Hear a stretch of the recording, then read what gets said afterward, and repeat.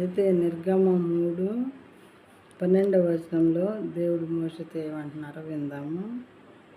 ఆయన నిశ్చయముగా నేను నీకు తోడయ్యుందును, నువ్వు భయపడిపోకు మోషే, నేను నీకు తోడై ఉంటాను, నిశ్చయంగా తోడై ఉంటాను, అబద్ధం కాదు, నిజంగా తోడై ఉంటాను. నేను నిన్ను పంపితే అనుటకు ఇది నీకు సూచన. నేనే వాళ్ళ దగ్గరికి నిన్ను పంపానంటానికి ఇది ఒక సూచన. నీవు ఆ ప్రజలను ఐగుప్తులో నుండి తోడుకొని వచ్చిన తర్వాత మీరు ఈ పర్వతం మీద దేవుని సేవించేతారు.